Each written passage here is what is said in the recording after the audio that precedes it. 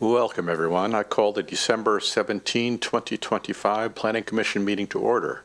The main purposes of tonight's meeting are to hold a public hearing on the Transportation Impact Fee Update and study sessions on the Urban Forest Management Plan and a 2026 Comprehensive Plan docket request. Before we move on to the agenda items, I'd like to acknowledge our hybrid meeting format. The City of Bothell is providing the option. Getting a little feedback on the audio. Is that okay? All right, we're working on it. All right, before we get, where was I? I'll just start up. Before we move on to the agenda items, I'd like to acknowledge our hybrid meeting format. The City of Bothell is providing the option to attend this meeting either in person or remotely via Zoom. Those participating via Zoom, the chat and question function is not available for use to ensure compliance with the Open Public Meetings Act.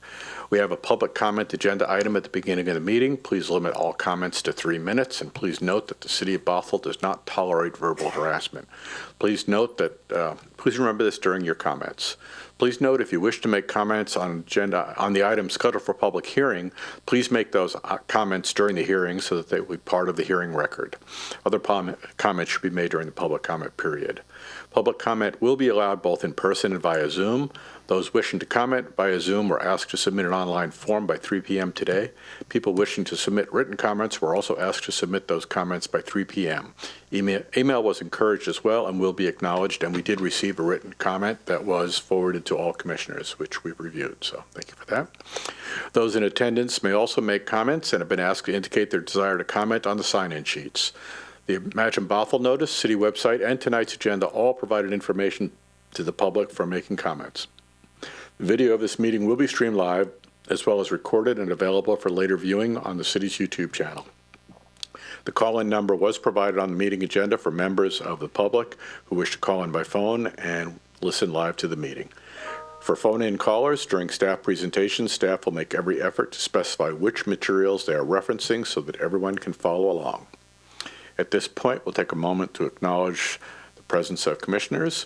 Commissioner Jones? Present. Commissioner Westerbeck? Present. Commissioner Lever? Present. Commissioner Robson is absent and excused. Commissioner Sills, are you online? Yes, I'm here. Oh, Commissioner Sills via Zoom, and Commissioner Gustafson. Here, thanks. All right.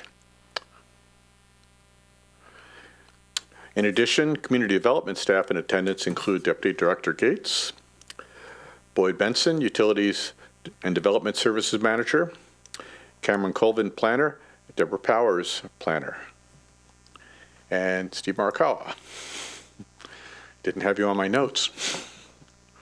Lastly, before we begin, I'd like to reiterate some meeting guidelines. For all attendees, please speak clearly and pause frequently. State your name each time before speaking. Mute your microphone when not speaking. If you are also streaming the live video feed, please turn the sound off as there is a delay.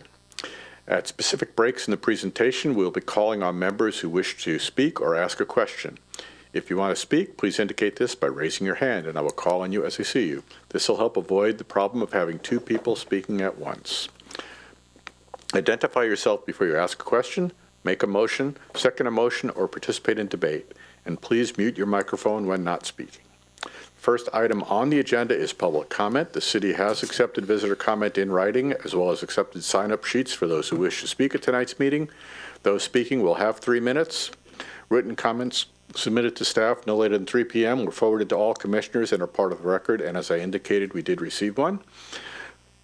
And any other comments? Nope. No other comments were received. Okay, just the one that we all were forwarded. If there are any Zoom commenters, we'll call on you one at a time for comments up to 3 minutes. So with that, we do have an individual who would like to speak. Please step to the podium, turn on the mic, and you have 3 minutes. Thank you. For the record, my name is Peter Candilius with Toyer Strategic Advisors. We represent the applicant for the Docket application that's on your agenda tonight. The property owner is also here with us. I submitted a letter to you guys earlier today, which you've received, and I won't go over any of that because there's quite a bit in there. But what I'd like to underscore tonight is that all that's on the agenda tonight for this is an item to study this further. So what you're voting on tonight is just saying, yes, we'd like to study this item further as the docket cycle gets started for 2026. This doesn't marry the commission to any certain outcome, and it doesn't guarantee that you're going to approve what we'd like. It just says we'll study it and look into it further and have a robust dialogue. Based on the staff report and the letter that we had sent, I think there's a lot of questions and concerns still about what is proposed and what was in the application, which I think means that we should have that robust process and we should have dialogue and involve the public, involve the property owners, the neighbors in that neighborhood. I think it'd be a real shame just to cut it off tonight and not continue the conversation into next year. So that's our ask tonight, that you'll approve this to be added to the docket for next year for further study. And, you know, after you guys study it, there's a chance you could say that you still don't want to do it. And that's fine with us. But at least you will have the information and the process will have been completed. So that's all we have. Thank you. All right, thank you. We will look forward to discussing this further amongst ourselves and with staff during the study session. So thank you. Any other comments? Seeing none, the next item on the agenda is the approval of the November 19 minutes. Is there a motion to approve those minutes? Commissioner Jones, I'm moving that we approve the minutes from the last meeting. All right, it has been moved that we approve the minutes. Is there a second? Commissioner Lever, second.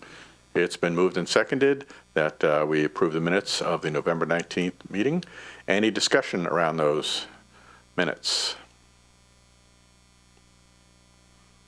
Seeing none, all in favor of approving the minutes, please indicate by saying aye. Aye. Aye. All right, the minutes of the November 19th meeting are approved. That will move us to our public hearing. And before we go there, will we adjust the video so Commissioner Gustafson isn't the prime thing? We can actually see the presentation? All right. We're happy to see you, but... I appreciate that. I had no idea. It looks normal to me. No, you're on the big screen here.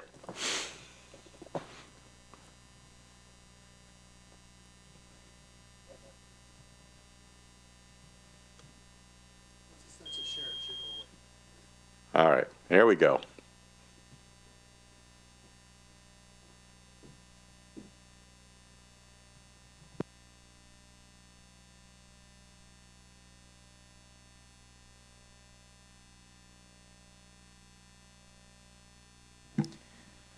Good evening, Planning Commission. Boyd Benson, Public Works, Utilities and Development Services Manager. Tonight we'll be discussing the proposed Title 17 updates to the Bothell Municipal Code. Joining us tonight, we have Kenda Breland from Farron Piers, and we have Steve Morikawa, our Deputy Director, City Engineer. What we have for you tonight is a short presentation, just to summarize where we're at, hopefully to be followed by a discussion. And then we'd request that you'd open the public hearing for comment. After that time, we'd request that you review the findings, facts, and conclusions that were provided in the packet.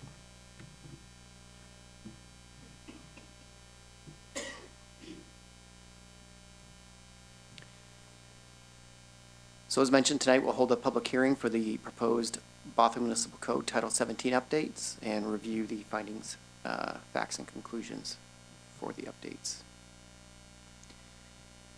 Some key information to kind of frame this discussion. Multimodal level of service was adopted by the City Council in 2024 as part of the comprehensive plan update. The actions we're discussing to update Title 17 are to fully implement the multimodal level of service and the goals and policies of the comprehensive plan.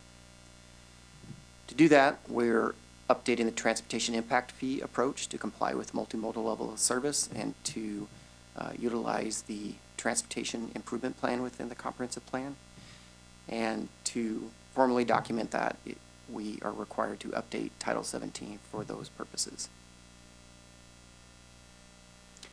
So a bit of background, we last did our most recent major transportation impact fee update in 2019, and then did a minor update in 2023 to address some middle housing and ADU provisions.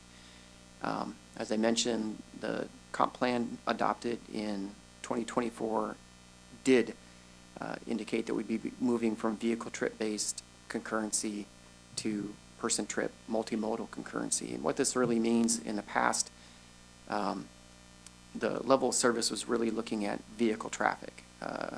With the adoption of the comp plan, we're looking at vehicles, pedestrians, and bicycles, multimodal, and a multimodal approach. And that allows us to include those type of projects within our long-range plan to accommodate growth, and also let those projects be eligible for transport impact fee expenditures. We came to City Council and Planning Commission in May and July of 2025 to discuss the overall approach for the transportation impact fee. We came back in October to Planning Commission and City Council to present the results of the impact fee evaluation at study sessions at that time, with a general overview of the required Title 17 updates. So tonight we'll be presenting additional information and holding the public hearing to receive any additional comment from the public. In the future, future touches include public hearing at City Council on February 3rd, and then, as planned, once we complete Commerce and SEPA review, adoption at the end of February. So this is a very brief overview, and I think this is my slide, Kendra, so I'll just keep going, and I think yours. And I'm happy to chime in at any time, Boyd. That sounds So just great. let me- So I'll hit this one, then you take the next. So we've been focusing on impact fees at this time, because the change from vehicle trip-based projects to multimodal level of service projects directly impacts the project list and impact fees that are collected to mitigate impacts from development on the city transportation system. So you see the number 3, we spent a lot of time on that. And I think we are to a point where we had concurrence from both Planning Commission and City Council on some affordable housing reductions, a change of use exemption, and some reductions associated with being adjacent to a rapid transit corridor or within a growth area. So that's the impact fee part.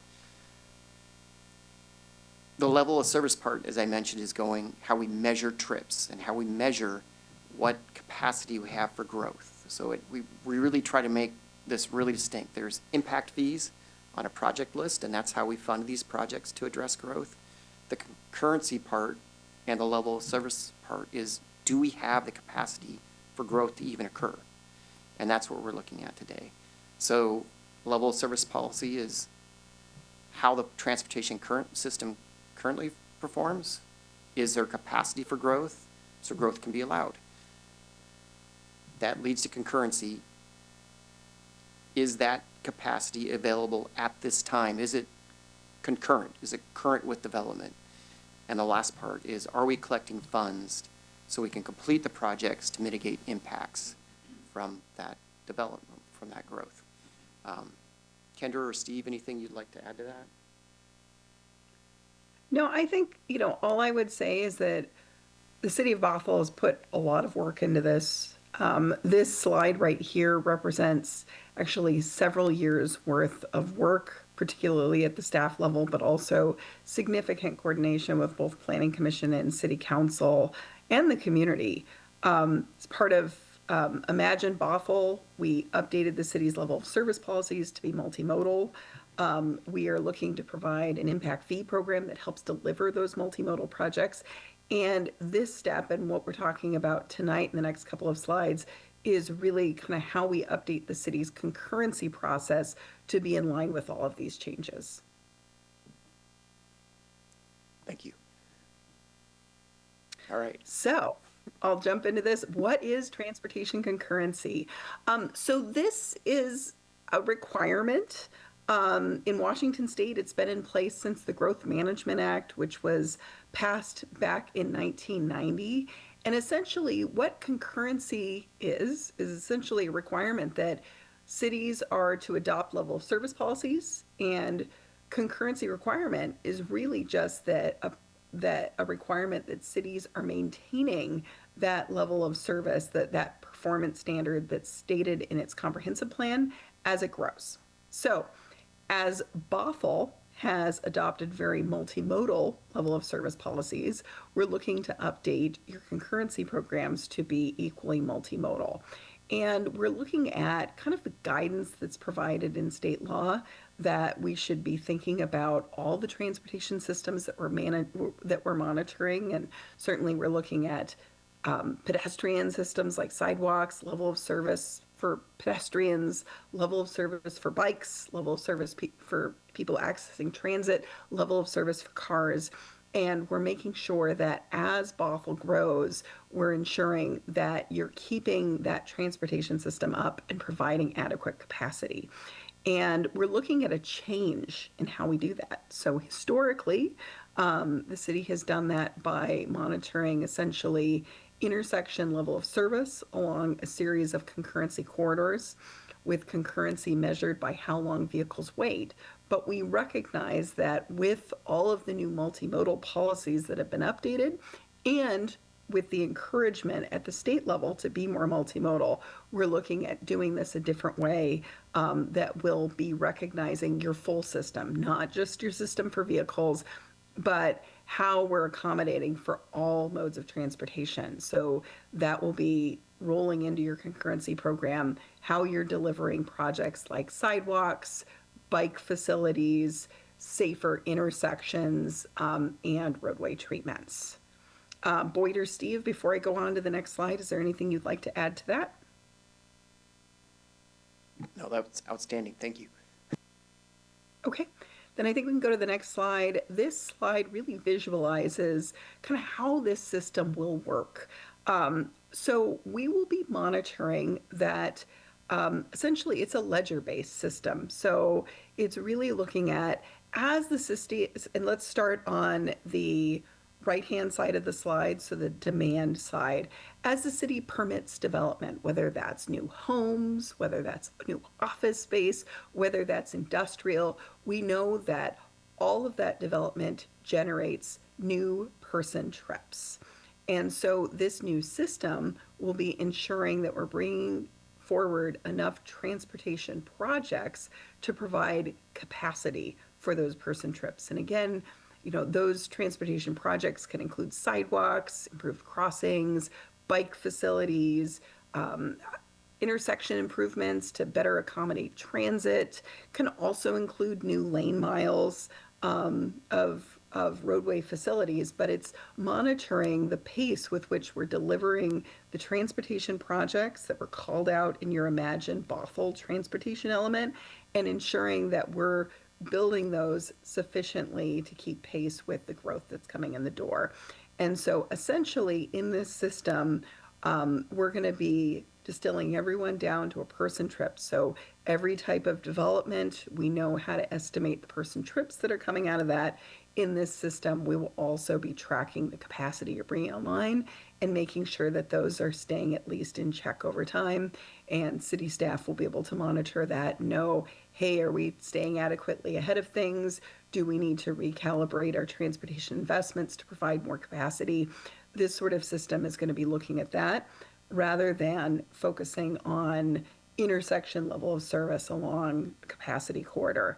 Those capacity projects all filter into this supply side of the equation, but it just is a more multimodal approach to concurrency that's more in line with the policy guidance that's come out of your comprehensive plan. Steve or Boyd, anything you'd like to add to that? No, once again, thank you. Okay, so next slide. So once again, the multimodal level of service was within the 2024 comprehensive plan. It was adopted, and the actions we're looking at tonight to update Title 17 are to implement those actions as part of the comprehensive plan. part of this is an opportunity to simplify our process. When you review the code changes, you'll notice there are several sections that have been deleted. The City of Bothell had a relatively complex concurrency evaluation process, and we've taken this as an opportunity to simplify that process, which is good for clarity with respect to development. It's good for accountability, and it just is more efficient. With that said, we did take the opportunity to work with community development. In the past, the concurrency approval process had timelines that did not coincide with permit approvals. And it's something that we've discussed for years, and this doesn't really make a lot of sense. When we look at development and whether it's has concurrency, whether the impacts are mitigated concurrently or there's capacity, under our past code, it had timelines that could be 120 days and expires, and 180 days and expires, and it didn't work well with preliminary subdivisions or building permits and the rest. So we've taken the opportunity to update our code so those timelines coincide. And as long as you keep your underlying entitlement permit active and you follow those timelines and processes, concurrency will stay active. This is something other cities have done within the past few years, and it just makes really good sense. We're very keen on that simplification. The Title 17 updates also include, as we've discussed, the transportation impact fee schedule. The schedule looks very similar to what you've seen in the past, just has the updated costs, along with a section that describes the affordable housing reductions, the early learning reductions, multifamily tax exemption reductions. We discussed the rapid transit and growth center reductions and a change in use exemption. So the code is presented before you. It's been submitted to the Department of Commerce for their 60-day review. These reviews can go concurrently with City of Bothell processes, and we've timed those processes. So by the time we've requested council to look at the adoption of this code, that the Commerce review period and a SEPA review period will be completed. Next steps, we'll have a City Council public hearing on February 3rd. It'll be very similar to this. I mentioned that the Commerce review and SEPA review will be completed in February, and as scheduled, we'll bring forward the Title 17 updates to Council for consideration of adoption in February 2026. Once again, the Planning Commission actions. We're requesting that you hold a public hearing to gather additional public comment about the proposed changes. And then also we'd request a discussion of the findings, facts, and conclusions. That discussion of the findings, facts, and conclusions, those don't have to be adopted today. If there's consensus from the Planning Commission that they're accurately reflect the Planning Commission's findings, facts, and conclusions, you can bring that forward. If not, we can make revisions and bring that back at a later date or amend with your approval. And that's what we have to share with you today. So, Commissioners, any questions around the presentation we just heard? Commissioner Lever. Thank you, Commissioner Lever here. I have a question around process. So when it comes to the presentations, the decks, I always find them very helpful. When we don't get these in our packet, but do they get posted on the website anywhere? And I don't remember. So the process for the updates or the process? Like for the presentation you just went through, because I'm thinking of engagement and really gathering public comment. These are very technical agenda items, and then when it comes to really gathering input, if I don't understand what's being presented, it's really difficult to provide input. So I find the deck presentations very helpful, or the presentation is very helpful every time we come to the commission, but I don't necessarily remember whether or not these are available to the public because they're not part of the agenda packet. So now that you went through the presentation, are these posted somewhere for the public to review them, other than the meeting that I know is posted, the recording is posted, so it's up to folks to review it? But I kind of wonder how much education happens between now and February for the public to be sort of informed on what the process is and receive like meaningful input from the different stakeholders that will be impacted by these changes. As far as the presentations go, staff have not been including, them as part of the packet, because sometimes they can change as we're working through up into the meeting to make sure that we can provide the material. They're always available by request. They're always part of the record. Depending on how rich the material is, we can consider how to incorporate them after the fact as we move forward as part of the static packet. We can always amend what's online with the materials that are sent to the Planning Commission, posted, part of the noticing, requirements that we follow. And, as far as outreach and engagement, scoping that depends on the project itself, the timelines, meeting the state minimums for providing public notice for any meetings that we have, identifying when a public hearing is taking place, going through the commerce notice and SEPA notice process. So the word is out there as far as it's there. Strategic engagement on a code chapter update or a section update like this doesn't always happen. It kind of depends on the scale of that, and that'd be for Public Works to weigh in on who they may think they'd want to engage with and make sure that whether it's developers, property owners may not, the everyday property owner may not be aware and may not come across transportation impact fees ever, but that's up to the scoping for engagement. But as far as did we meet the requirements of state law? Yes, we did, and yes, this project will. Thank you. So again, that was my question. Thank you so much. That's helpful. So now I have a comment. So I did participate in the latest focus group that we had around housing, and these topics, even though we're not really like hearing them with the same terminology, come up often, right? When it comes to what it means to be growing as a city, and then a lot of concerns around transportation and our ability to really sustain the growth that we're experiencing. So I just sort of have an ask for the city. I know we want to continue to be on the forefront when it comes to sustainable development and meaningful engagement, and I really see the opportunity to work a little bit less in silos. So it would have been super helpful for that particular focus group to really have a connection point to the work that's happening in this space to ease some of the concerns that I continue to hear around the growth and how we're going to sustain that. And then between now and February, I really find this deck super helpful because it's really bringing it to the sort of like the basic level. So rethinking about how we share this information so that it doesn't become something that's completely complex to grasp. So people can really be more, hopefully, likely to engage with the city so that it doesn't really become an issue of a no when it becomes of a project. So that's sort of like my comment, and thank you very much for all the work that you do. And as we continue to have public hearings and different meetings with the public and engagement, I really welcome, again, the opportunity to really connect all the dots because there's a lot happening, and even though we might not hear it with these terms, the public is definitely, or the community is really interested in this particular subject. So thank you.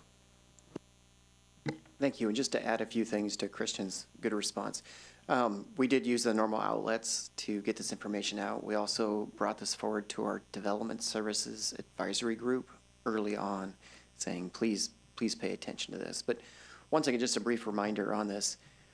Most all of these topics, except for the specific impact fee values, were really looked at exhaustively as part of the comprehensive plan process. So I definitely hear what you're saying, and I hope that helps explain, because it was a big change, and it took a lot of explanation at the time as part of the comprehensive plan.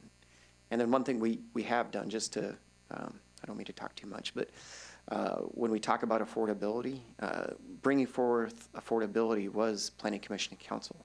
And we did work with the Community Development Department to help make sure that we had the tools in the toolbox to help realize the goals for the housing targets and affordability targets. So hopefully that helps.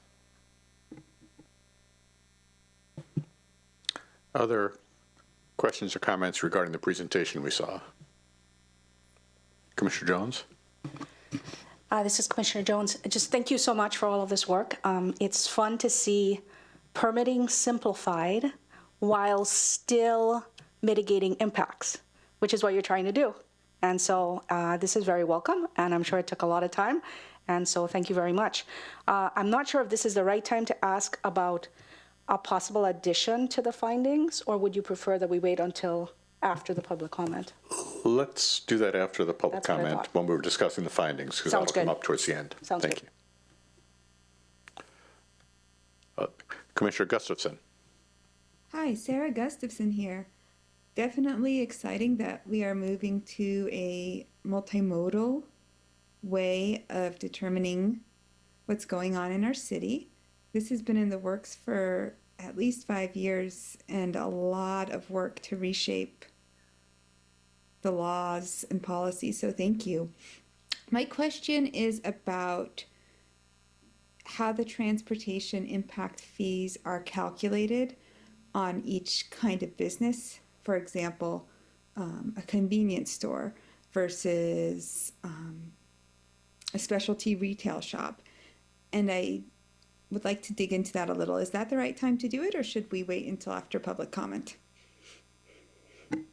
So if it's okay, I can give you a brief overview, because we touched on this briefly during the impact fee discussion. So when you look in your packet at the proposed Title 17 changes, on the very last sheet, you'll see a big table. And the way City of Bothell looks at impact fees and how they're assessed is I think is a very good way to go. We've been doing it for quite a while here. And the first building block is having a study, which Kendra Breland and Farron Pierce is looking at to understand the magnitude of the impact fees. And that information is what we use to help bring forward the costs. So you look at the cost of the projects and the number of trips and all these good things. Actually, how it gets implemented is very simple. Those results in that table are applied for residential, it's per dwelling unit. So if you're a certain type of dwelling unit, it could be, detached single family, attached single family, multifamily of a certain type, multifamily of a higher density type like apartments or ADUs. It's by dwelling unit. So when someone comes in, they basically provide the city with the number of dwelling units, and it's a very simple calculation for the impact fee. For commercial, retail, industrial, it's based on 1,000 square feet typically, and that's based on the calculations that back up. So if you have a 3,000 square foot retail, I hope I'm answering your question. If not, you'll ask it slightly different in a second. You apply that factor in that fee based on the actual square footage. There are some uses like schools that may be based on number of seats in a classroom. So if you're asking how we actually implement it with respect to development, that's the process. I'm not sure I answered what you asked.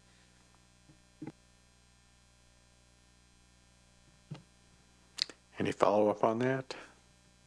I see Kendra has her hand raised. Maybe we'll let her speak and see if that addresses.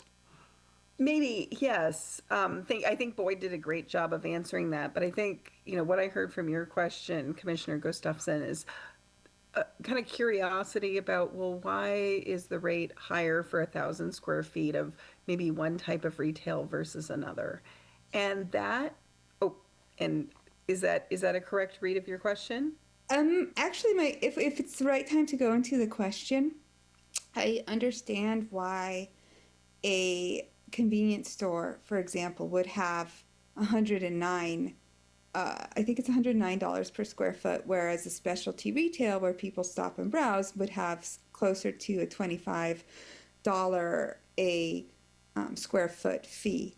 My question, though, is I know in Canyon Park, where we're putting a lot of investment into our transportation impact projects, the city has been really good about promoting and helping smaller businesses immigrant-run businesses. And I'm wondering, how do they fall on this impact fee structure? Because you could have a community grocery store, and is that a convenience store, and is it charged the higher rate, or is it considered a specialty store and charged the lower rate? I know we're taking a look at trips and figuring out how that goes into our new way of doing things. Is there any new developments or things I should know about how certain important community hubs are classified for impact? Boyd and Steve, I'm happy to start there, but I want to make sure that I'm not missing any major kind of policy guidance that's at the staff level. I think Commissioner Gustafson, I think, should a project application come up in Canyon Park or any part of the city, staff would be looking at it to understand really impact fees. A core premise of impact fees in state law is fairness. So when we talk about how much we're charging per residential unit or per square foot, that's all tied back into data and information we have about its likely trip generation impacts. And through the study, we've established the nexus between a trip being generated in a part of the city and its benefit from the projects that are on the impact fee project list. So you've mentioned some different development types in Canyon Park. I think from a technical perspective of implementing the program, we'd want to have a really good sense of, well, how many trips is it likely to generate? And the impact fee would be based on that. And so it's really that would determine if it falls in one of those categories. If you've got a development type that credibly doesn't fit in any of the categories on kind of the city's kind of fee schedule there, there's always the allowance to do an independent assessment. So that development could work with city staff to substantiate, hey, my trip generation is different for these reasons. Here's the trip generation I anticipate. And then based on that, the fee can be calculated by multiplying the number of PM peak hour person trips by the prevailing per trip rate. Now, to the extent that you're asking about other special community uses and other policy considerations, I'm going to defer to staff if there's more to it in fee assessment than what I've stated. No, I think your summary is very accurate.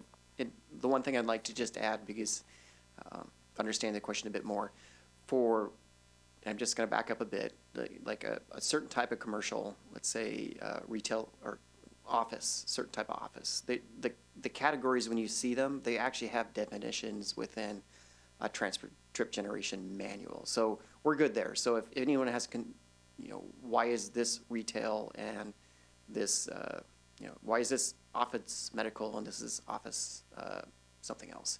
So that's that part. And I didn't do a good job explaining that, I'm sorry. But with respect to what we can provide flexibility and where we can make policy-based reductions, that really is, it's not on who owns it, it is on the type of use. And once again, when we had the previous discussions on the reductions, we can definitely do that with affordable housing. And we're really keen that Planning Commission and Council supports that. We've demonstrated that certain uses within a quarter mile of rapid transit and within the growth centers have a slight reduction, so we can reduce those. And then we've got the change use exemption. That's pretty. Those are all policy-based decisions that we can defend, but that's pretty much the limit of what we can do with respect to reductions. Interesting. Thank you for the overview. I am curious about the trip generation manual and whether it's been updated for kind of the new city we're trying to create, just as we had to update old standards from looking at car concurrency to our new set of standards. I don't know where the the trip generation manual is in this schema.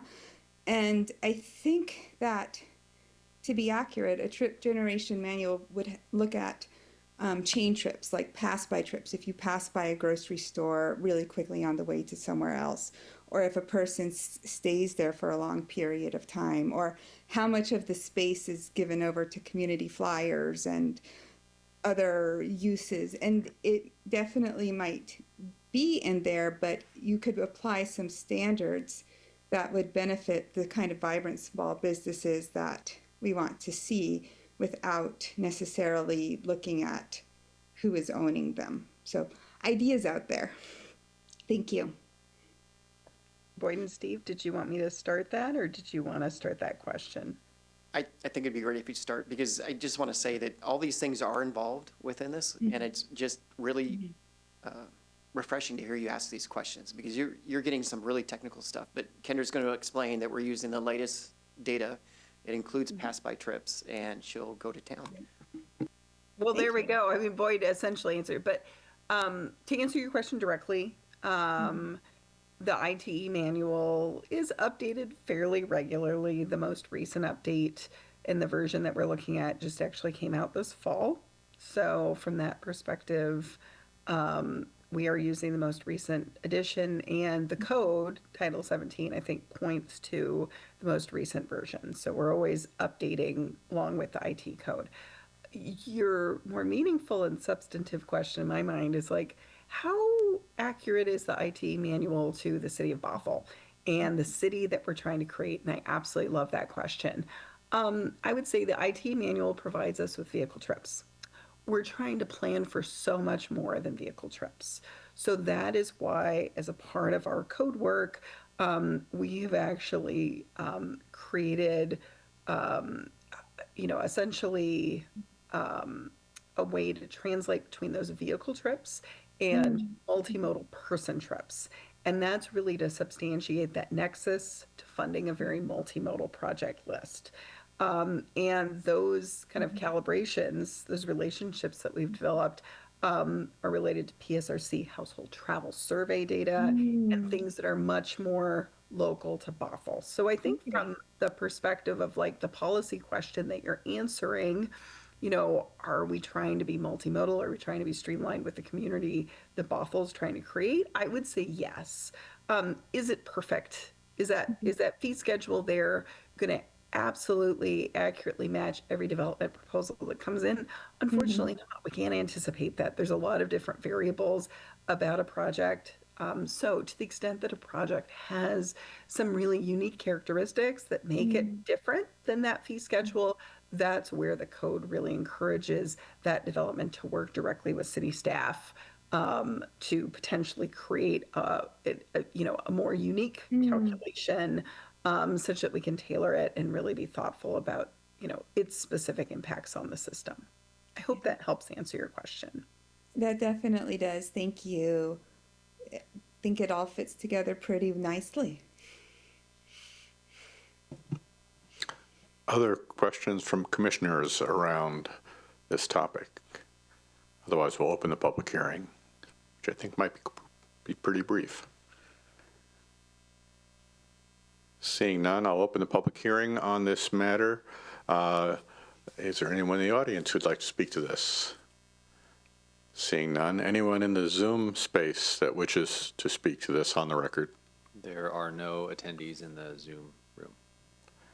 Okay, seeing that, we will close the public hearing on this matter and move on to discussion of our findings, conclusions, and recommendations, and any other items that come to mind on this.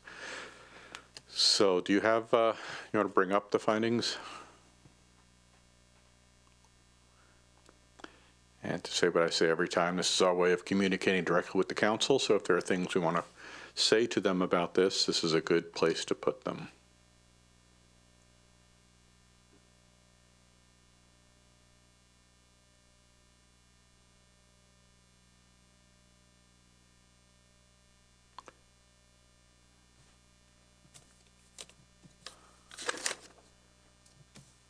All right, so the findings are pretty boilerplate and factual. around what happened. Then there are some specific deliberations and findings from the commission. Take a look at that and see whether there's anything we'd like to add or modify.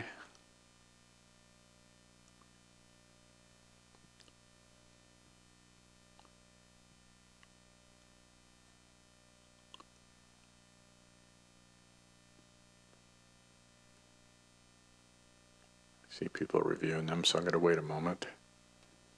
Anything? Commissioner Jones. This is Commissioner Jones. So I have a question about whether we want to include something or not, and that's actually in the first part. So I'm deferring to staff here. So my understanding of what part of what we're doing here in terms of the transportation impact fees is a little bit of a trade-off, right? We're going to reduce the amount of funding that we have available from the impact fees for concurrency to allow for some really special priorities like affordable housing. And we're not actually, now that you've updated the numbers, it's not as much as maybe we saw before, right? It's actually, it's pretty small trade-off, I think, given the benefits of what we're seeing.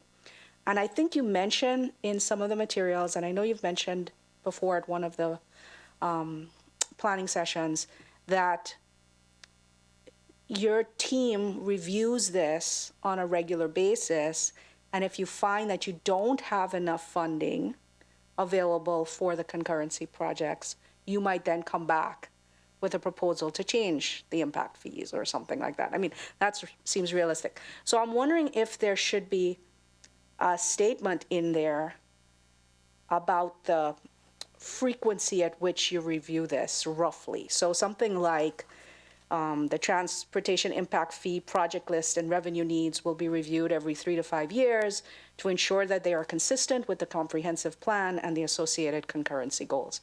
It's just a suggestion. I know you're going to do it anyway, but it's just for transparency purposes as folks review this. This is our record of what we're sending on to the council. That can definitely be added. I will say, I think it was you, Commissioner Jones, also made the comment, we need to make sure we can fund these improvements in the future. So we tried to keep as much of that as we could in the agenda bills to help convey the message. And if you'd like that added, we can definitely add that. And what I can do is I can try to type that right now. Okay. And I'm a two-finger typer, so I apologize for that. So let's see.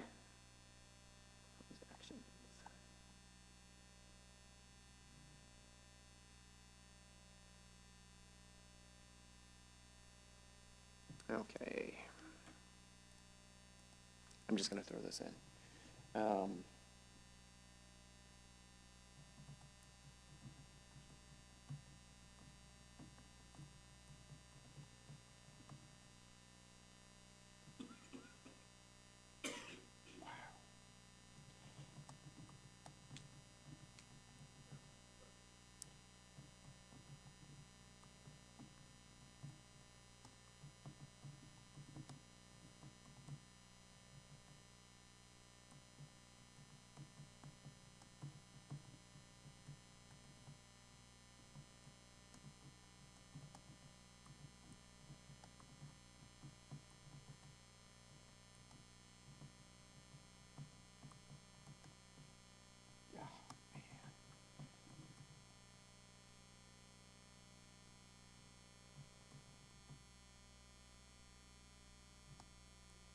This is, sorry guys.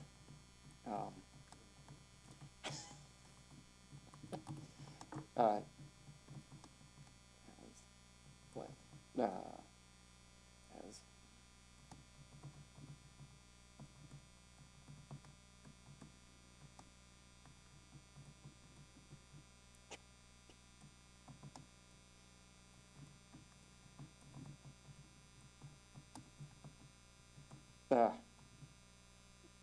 and it's not even pressure. I'm just really bad at typing.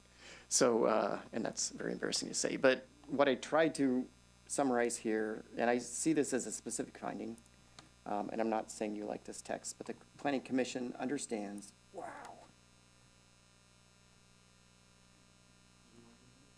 that, yes, the proposed transportation impact fees and transportation concurrency analysis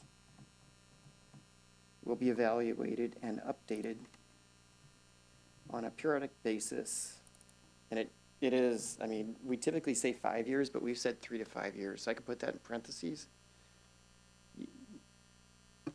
This is Commissioner Jones. I think periodic basis sounds fine. Okay. To ensure that planned mitigation projects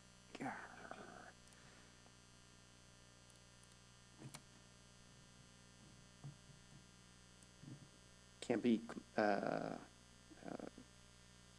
actually within the 2024.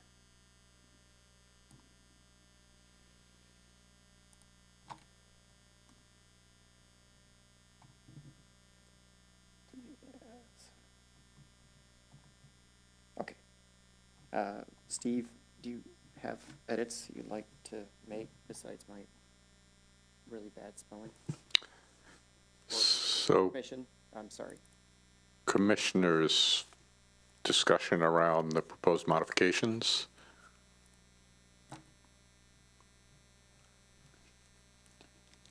Commissioner Lever? Commissioner Lever, I am okay with the modification here. I support that. Okay.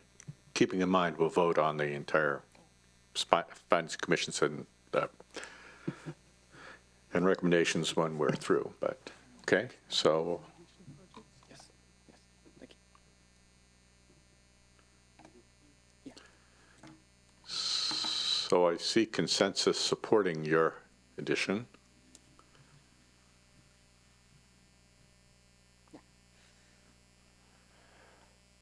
Other comments from commissioners around the findings, conclusions, and recommendations? Commissioner Lever. Hello, Commissioner Lever here. I have a comment around the public meetings and the public notice. So engagement being such a complicated piece of this puzzle, I don't know if it would be possible to provide a little bit more detail on the level of engagement that you did have. So if I'm not mistaken, we didn't get any comments for this particular item today. And if I recall correctly, we didn't have any comments on the last time that you came forward. So and then you did mention the comprehensive planning process as the robust process where people were also able to provide comments.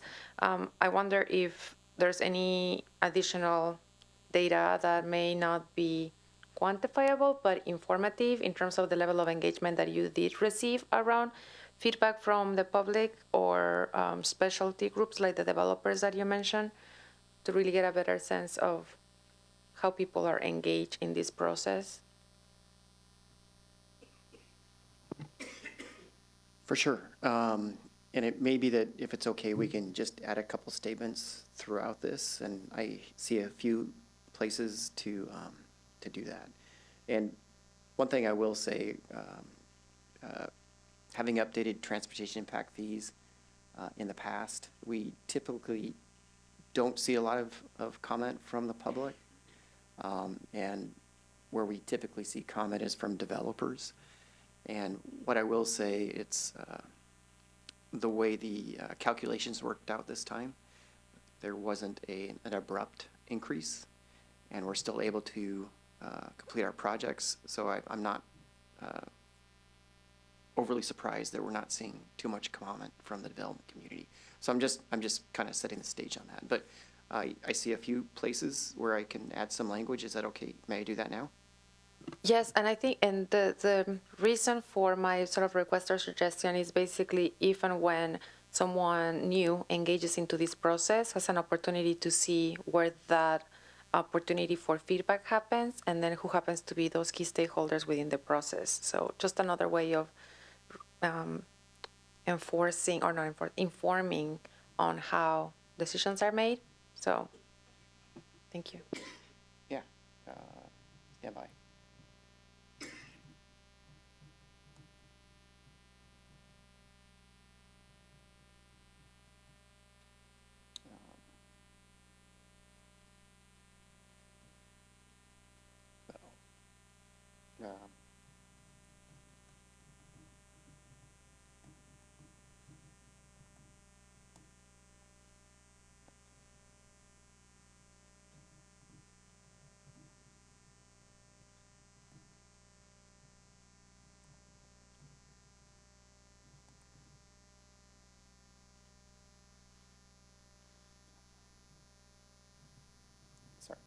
stand by.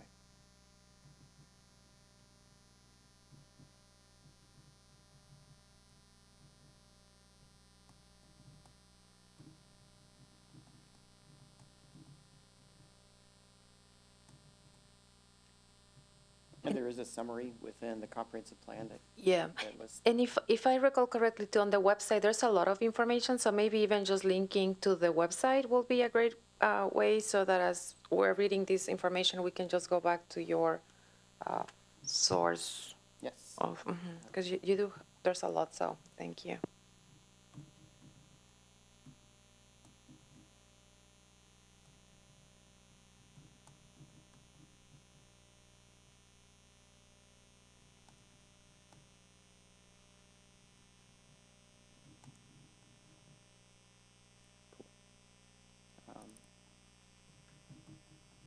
And I will add that link as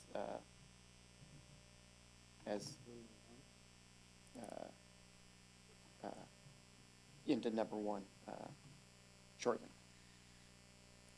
Are there other comments while I find that link and add it? I actually have more comments around that first finding. And a question for Deputy Director Gates. If we are making some changes in here, it might be prudent to confirm some of these things. Would we want to just bring the findings back in January? I mean, there are a lot of changes. I want to be sure they're accurate. Do they need to move tonight, or can we just bring back that element and vote on it? There's no requirement that they be moved the night of the hearing. So Okay. there is, yes, the opportunity to come back and confirm the inclusion of the statements. Okay. And yes, sometimes staff listening back to the audio, we catch exactly what Commissioner Jones said at first, for her first comment. So it can fit into the schedule. Okay. No issues with that, and no procedural issues either. Well, let's revisit that before we vote on it. If there's a feeling you need a little more time to review it and get it right, I don't want to put you under pressure to remember all the details we're discussing here. But as I said, I do have a comment on that first finding. It's fairly brief. Although it's gotten longer. It talks about the code elements being consistent with promoting housing affordability in accordance with the housing element. I think we should even go a little further than that. We have, excuse me, we have discussed and adopted reductions in required parking for affordable housing near major transit, and some other elements. And these changes in the concurrency requirements are consistent with those changes in parking. And I think it's useful to make those link, and I looked to other commissioners, whether you think we should put something like that in. This is Commissioner Jones. I think that's a really good observation, and we should try to do that. It helps, again, it's transparency, but it's also just the synergy. Like, what are we Yeah. trying to create here? Context. Yep. And kind of closing the loop, as it were. So what I had, and feel free to edit this because I did it on the fly too, but the city has adopted reductions in required parking, including for affordable housing and housing near major transit routes. This reduction in fees is consistent with those previously adopted policy positions.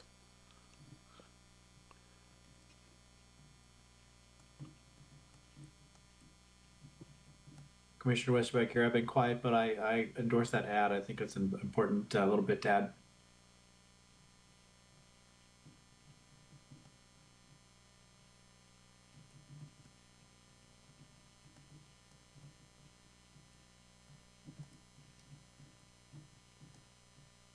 One. Oh, I'm sorry. Oops. All right. I didn't get it exactly, but just stand by. We can definitely come back. Yeah, I really don't want to put you under pressure to, and then wordsmith it as you go. But Yeah. that's kind of the concept, that we have looked at this is bringing policy elements together. It's implementing on the fee side some discussions and decisions we've made in other elements. And I think it's useful to link that.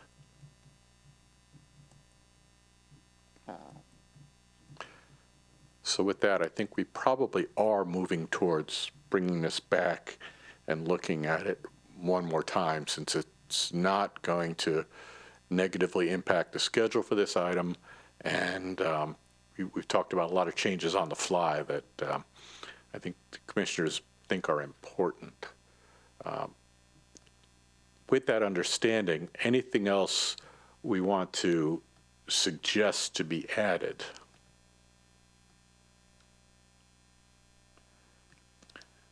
Seeing none, then I think the appropriate response, and I'm looking over to staff there, is to ask for a motion to bring this back for action at our next meeting.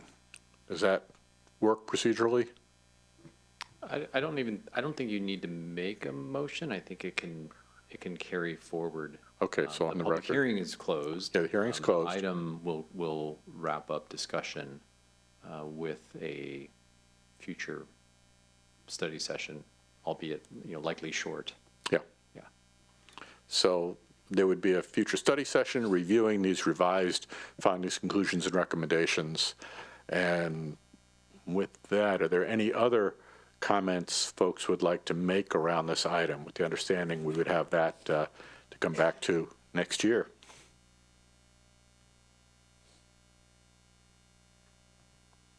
Going once, going twice. All right, seeing no other comment then, I'm going to bring this item to a close. Thank you for bearing with us while we threw a lot of stuff at you, and suspect you like the opportunity to think about that a little more. Will do. Thanks so much, and thank you to Kendra for attending from Fair Peers. And thank you for the presentation. We do appreciate the work that's being done on this. It is advancing in dollars and cents, some things we've talked about in broader policy ways. So it's good to see things moving forward and being implemented. Thank you. All right. Moving from the public hearing, our next item is study session. We have two items on the study session, but we have some individuals in the audience on one of those items. And unless there are any concerns on the part of the commission, I'd suggest we move the docket request up first so that those folks can hear our discussion and then go on their way, unless you want to stay for the urban forest management plan. All right, so with that, we'll begin a study session on the 2026 private comprehensive plan docket request. And staff, I'll turn it over.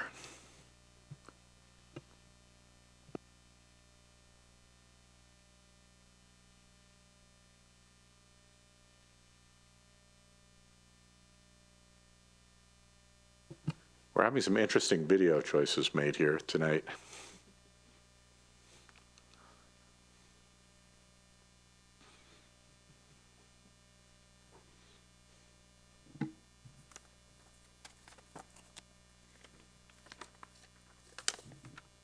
So, good evening, Planning Commission. I'm Deb Powers. I'm a planner. Here to introduce the Everest proposed 2026 docket request.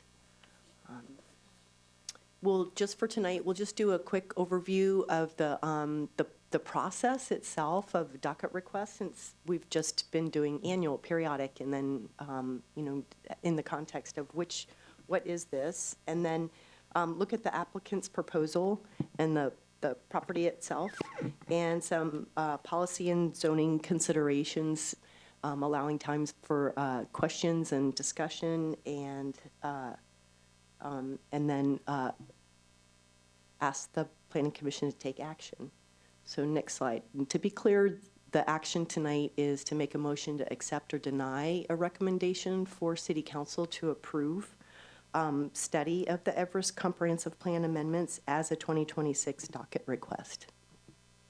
Next slide. So we've done the periodic comprehensive plan review and update that was approved in 2024.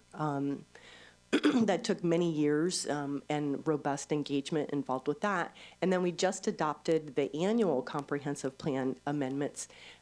This is as a docket request is an individual or privately submitted amendment request to the comprehensive plan. And the process for that is outlined in the Bothell Municipal Code in Chapter 11.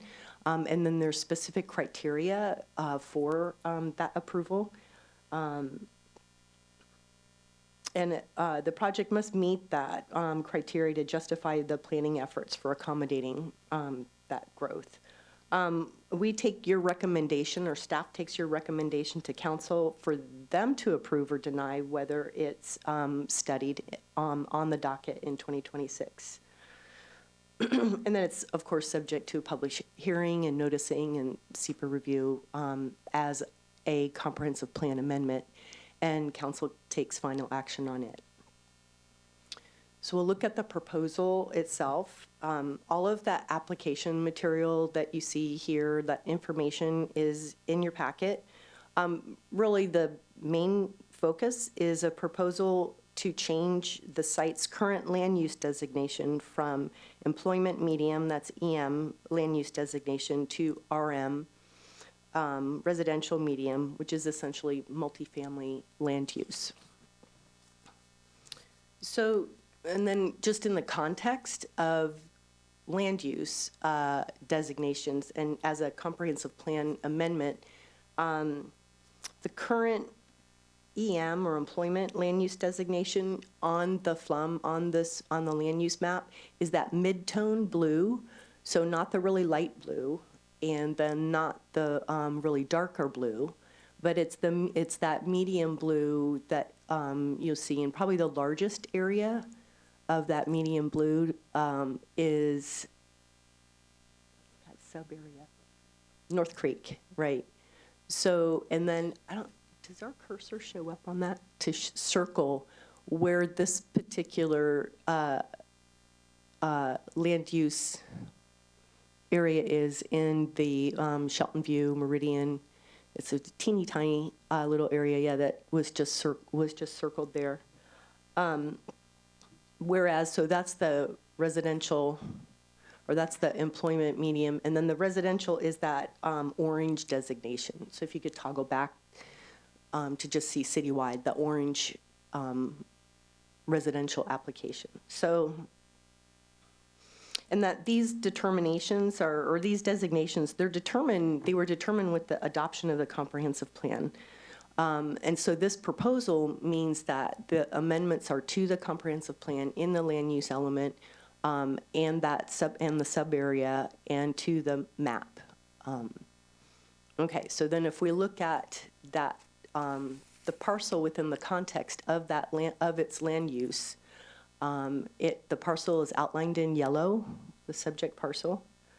It's the only employment medium designation in the Shelton View Meridian 3rd Avenue Southeast subarea. And it consists of the subject parcel and two other private property parcels. To the right, where it's grayed out, there is a public stormwater detention facility. Just below that, where you see the building is currently used, or currently there's a daycare facility there. And then to the far right, there's a little parcel to the right of the gray stormwater detention, a very small parcel that's actually providing access to the daycare facility. So again, this is an independent docket request. It will involve also a site-specific rezone, but right now we're just talking about the comprehensive plan amendment. So on a parcel level, looking without all of the colors, the land use designation map colors on there, it's a vacant lot where there was the prior development on it was to demolish a barn and a house, an existing single-family home. That was a prior development activity. And that, as we outlined in the packet, that there are expired permits involved with this property. And to date, there's no construction activity has been authorized since the demolitions have occurred. There's also a type N, it's a pipe stream critical area. The applicant has, though, installed a stream bypass based on state permits that where that dashed blue line is it's not piped or located there. And then part of the question of considering the comprehensive plan amendment or a change to the land use is what are the impacts to the adjacent parcels? But the property, the subject property is on a corner, you know, that's to the north is 228th and then 7th Avenue to the west. So we'll just go to the next slide. And so as we went into a little more detail in the packet, but the policy and zoning considerations here involve you know, how we came to developing what the current land use, the mid-blue land use designation is, and that was as it's mapped in the FLUM, in the future land use map. That was all based at the time when the comprehensive plan was updated on current use and and permit history. That was an analysis where those colors and then the boundaries of those land use designations weren't arbitrary. It was looking at what was going on there and what was being proposed at the time. The other considerations have to do with employment and job targets. That's why the Shelton View, the sub-area plan, specifically states it's about maintaining employment zoning to preserve economic growth, and that the comprehensive plan also reaffirms that employment-focused zones are for meeting those job growth targets. And again, that subsequent what would occur in addition for the site-specific rezone would be what's being proposed from office professional with an employment medium city overlay to residential medium density, basically multifamily change. So,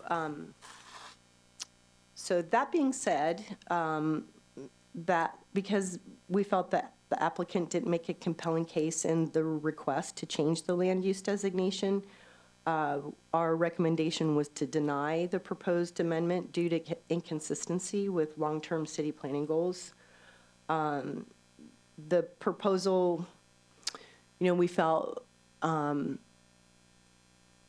may have some unintended consequences and set a bad precedent for land use amendments since we just updated the comprehensive plan and developed and established these land use designations. We haven't completed our year one analysis of job to housing targets. That was part of what we, you know, once we established these land use designations, what we were to be doing. But we haven't gotten to our 1 year. We haven't gotten to that yet, and that we didn't feel that it was feasible given what is on the community development 5-year work plan, and that basically that it's not what is most feasible. It's not exactly what's feasible or most profitable or advantageous for the development. It's the land use designations have all to do with the long range goals and policies that were established in the comprehensive plan. So that being said, we'll open it up to questions and discussion. Commissioners, questions?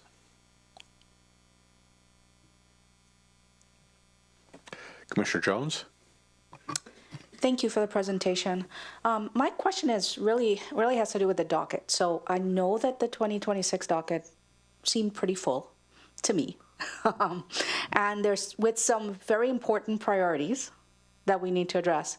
If this gets added to the docket to study, what gets bumped or do you have capacity to handle the docket? And I say that recognizing that the docket there has to be a mechanism where the docket can be influenced by requests such as this. Right, yeah, the ongoing docket, so we met last February, I think it was February 18th or 19th, with a joint study session with City Council to go through the next 5-year plan. Since then, there have been other projects identified as priorities, some, small things, procedural code updates that are kind of ideal to complete. Some of the more major code projects that we reference in the packet are, completing the downtown sub-area update, starting off with the Canyon Park sub-area update next, as Q4 of 2026. As far as larger policy projects, the Housing Action Plan, which is ongoing, and that is to wrap up next year. We also have the Climate Action Plan implementation, the ongoing implementation of the comprehensive plan, as far as those higher level policy projects. Code projects that we've got, the tree regulation updates that are going to come out of the urban forestry management plan, and some other codes that we've identified. We'll bring those before council so that they can see, here's what was on the plan from before, here's the few items that we've added as far as just general housekeeping. It'd be great to do. Those that have budget allocations for them, like landmark historic inventory update, the landmark code needs to be updated as well. So something would have to be bumped. We don't have additional staff to assign.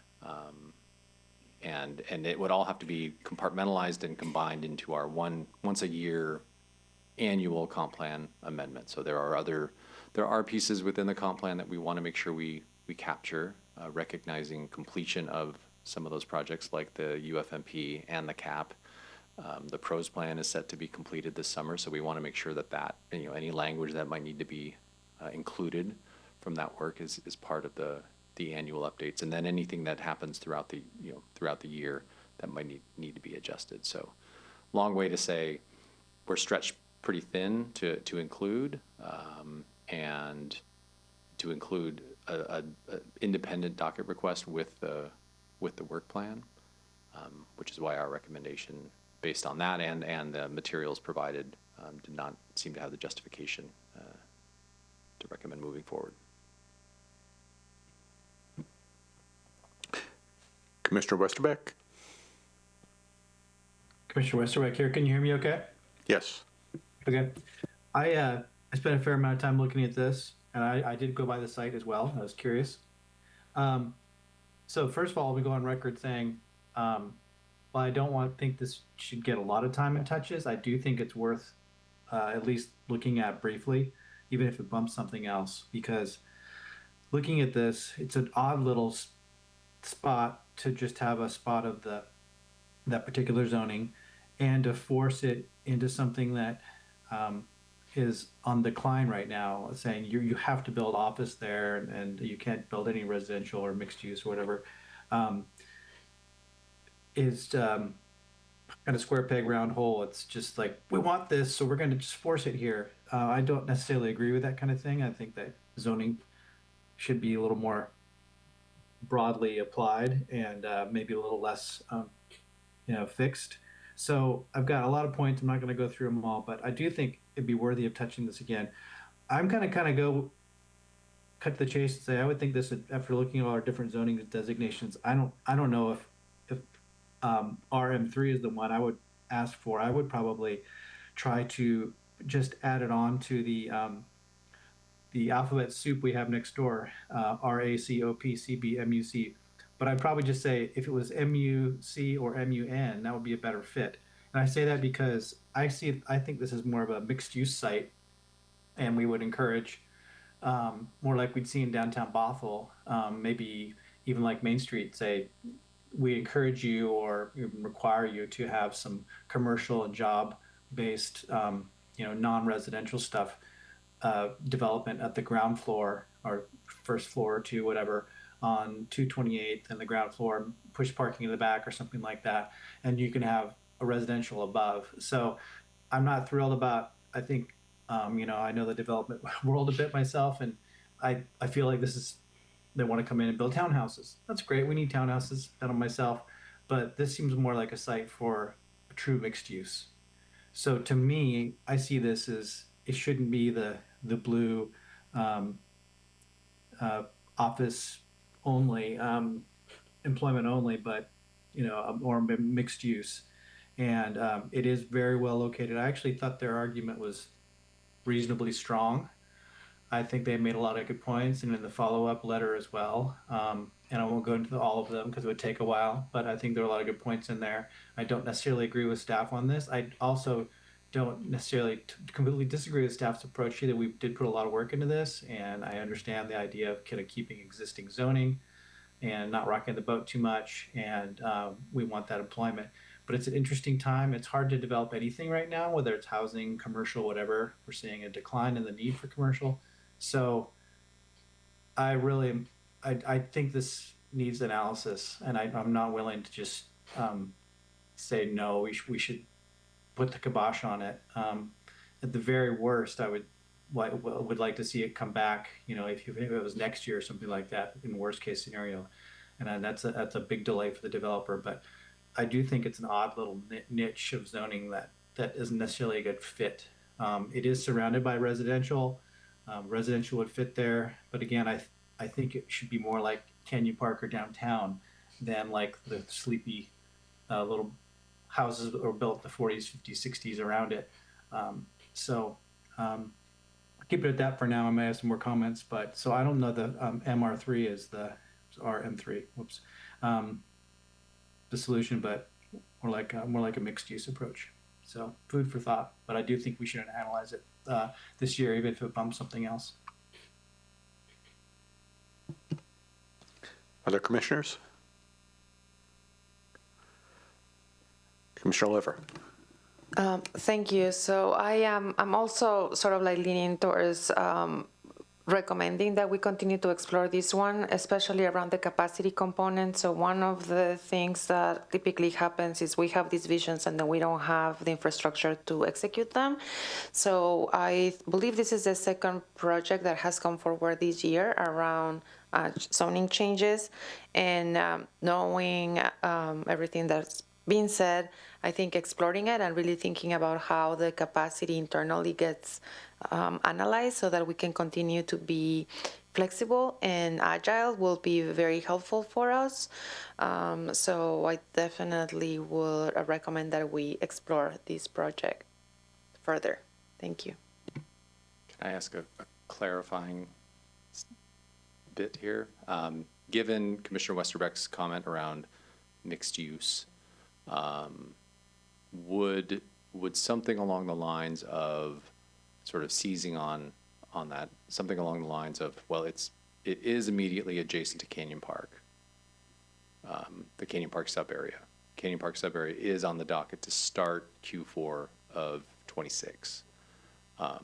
We don't necessarily want to look at Canyon Park in a silo and say, no, it's outside the boundary. We don't want to, incorporate that. There are, the sphere of influence when it comes to what is around there, and we would be we would be very remiss if we didn't look at what's around the boundary of a sub area as we're analyzing. We are going to do that with downtown. We will do that with any sub area as we move forward, whether it's because a boundary should change or it just makes sense to consider whether it's land use designations or zoning designation changes that can support and align with that adjacent work.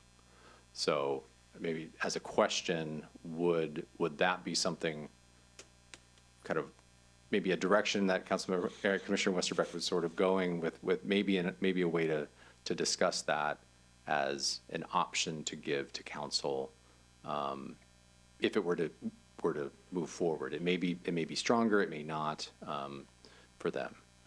Just sort of for discussion to kind of give staff something to build from. And let me concur, that was supposed to be part of my thought that I didn't get to, which was, do we piggyback it onto Canyon Park? So thank you. Commissioners, Commissioner Jones. This is Commissioner Jones. Yeah, I think that's a terrific idea. This is what I think I'm hearing you say, is you would study whether or not that particular parcel is zoned correctly, not which is different than what the applicant is asking, right? Because I would definitely be in favor of that, because even the rationale that was provided for why it's zoned the way it is relied on previous permits. And there could be a reason why those previous permits, when they were approved, didn't actually move forward into build stage, is because maybe there wasn't a market for it, right? And so to base the decision moving forward on history that perhaps is indicating to us that this is not the right zoning for it would probably be a poor way to go forward. However, I do think that having maybe a little bit bigger, the review should not be focused on just what the developer wants it to be, but on what makes sense for Canyon Park and adjacent areas. So if that's what you're suggesting, then I'm in favor of that as well. Yeah, seizing on what you mentioned there and what Commissioner Westenbeck was getting at is, finding that balance of the jobs to housing targets. We have to look at both. We can't say, well, the jobs targets, we'll deal with those when we deal with them, or how, vice versa. Really looking to have a plan that sets us up that we can defend to PSRC, the state, and say, yes, even if we make these adjustments, maybe there's a way to do that through a more broad analysis of the Canyon Park sub-area and its immediate surroundings, to balance the however many thousands of jobs in that area need to be accommodated with housing. For the Commission's knowledge, just we're starting to see development activity come in. We've talked about a lot of pre-application meetings that we've seen, presented materials to City Council. Within the last month, we've actually had several development permits, whether they're entitlement permits or construction permits, for projects coming in, residential projects. So a 320-unit residential project in North Creek, a 22-unit apartment in downtown, 34 townhomes in the 522 zone, 24 townhomes in the GDC zoning, 79 townhomes in the RM1 zone. So the work that went into the comp plan designations and the subsequent zoning are starting to come around with projects, and there are many more that are moving towards entitlement or construction permits. So we are starting to see that happen.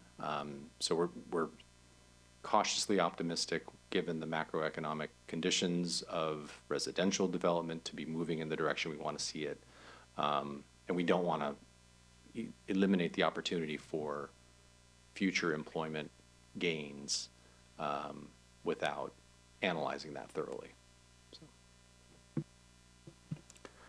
Commissioner Sills. Hi, yeah, thank you. Commissioner Sills, you mentioned and kind of alluded to it there, the 1-year analysis of the jobs and housing targets. When are we expected to have that? And I mean, do you have a sense of where we stand on both of those? We'll be reporting back out February at the earliest. We're looking to provide council with a development update as early in February as we can, to identify what's been completed, and completed projects, they were in the works for years before the comp plan was done. What is coming up? What are we seeing for both residential units and for employment? So that's our goal. Try to get it back out in February so that the data is as fresh as possible. Okay, other commissioner comments or questions? So you are looking for us to either approve your recommendation to not go forward, or for us to recommend that it go to council for further consideration with our recommendation that it be considered, correct? Correct. Yeah, this is the initial step to give council some guidance, whether it's a you know, from absolutely no to absolutely yes, somewhere in between, so that when we present it to them, we can identify this discussion tonight, where you're leaning, to move it forward one way or the other. Okay. Before we do that, I have one nit to pick. I always have one. On page 155, I think you've got the wrong address for this proposal. You have 701 228th Street, and it's across the street. 720-710, yeah. Yeah, it's the wrong address in there. So Got it. catch that before it goes to council. With that, would someone like to make a motion which direction to go? Perhaps Commissioner Westerbeck? Sure. I move that we do move this towards, or recommend this for further analysis on the docket, either in upcoming year or soon after in Canyon Park. I don't know if that's too long-winded, but I do recommend this for analysis, further analysis. Is there a second to that motion? Commissioner Jones, second. All right, any discussion around that motion? Seeing none, all in favor of the motion as proposed? Aye. Aye. Aye. Aye. Any opposed? So, Commission recommends further consideration of this, develop a little more information and bring it back. Great, thank you. All right, thank you. So that'll end this item. So, okay. Our next item is the Urban Forest Management Plan. And we'll dive right in.